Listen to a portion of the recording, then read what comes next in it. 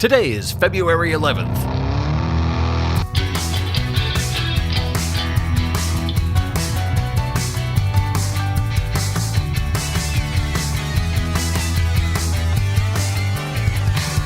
It's the 42nd day of the year, and this is the On This Day podcast. If you've been listening from the start, some of this may sound a little familiar, and if you haven't, it'll all be new to you. Either way, enjoy the show. A few days ago on February 9th, we talked about the first live appearance by the Beatles in the U.S. on The Ed Sullivan Show. It was a huge breakthrough for them, and it was groundbreaking for America. That was February 1964. 1 year earlier, on this day in 1963, the Beatles are in the EMI studios on Abbey Road in St. John's Wood, London, recording their first LP album. They've been on contract to EMI for about 6 months now, after their June 6th audition the previous year. In the fall of 1962, they record their first singles, Love Me Do and Please Please Me, that sell so well that EMI producer George Martin figures they better get a full record out as soon as possible, which is how the group ends up on this day in 1963, in the room that will be their home for the next 6 years, EMI Studio 2.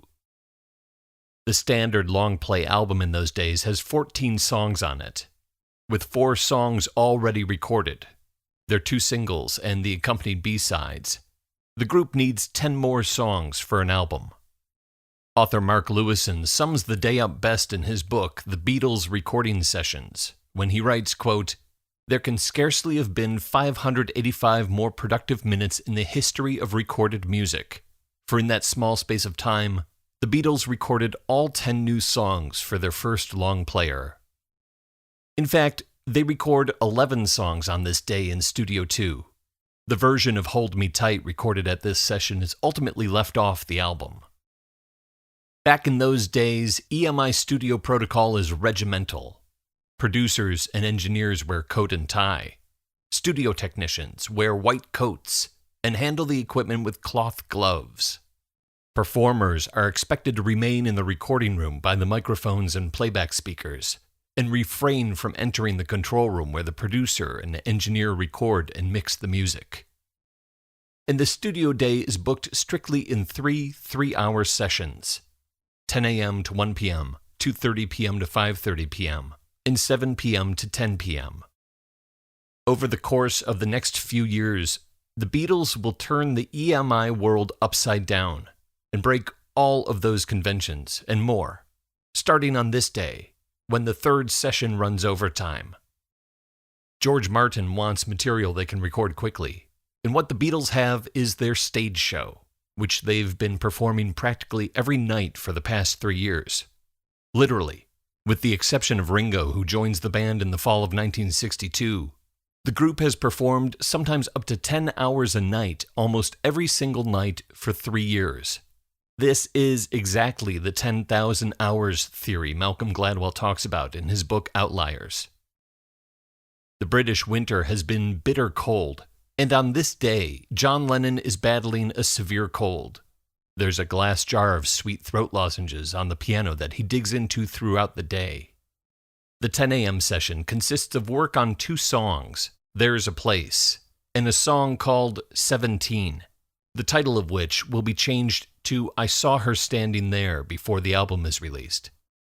The band records live to 2-track, vocals and instruments all at the same time, recording multiple takes of each song until they have a suitable version. The morning session ends at 1 p.m., and producer George Martin and engineers Norman Smith and Richard Langham adjourn to a nearby pub for lunch. But the Beatles stay behind in the studio to rehearse. The afternoon session starts promptly at 2:30 with Paul singing A Taste of Honey. Then George Harrison sings Do You Want to Know a Secret, followed by Paul and John sharing vocals on Misery. They also do overdubs on the morning songs, superimposures made on the 2-track recordings of a harmonica on There's a Place, and hand claps on 17. After another break, the group sprints through 6 songs in the evening session, starting at 7 p.m. with Hold Me Tight, the tape of which will be left on the shelf for another album. The version recorded on this night is eventually lost, never to be heard again.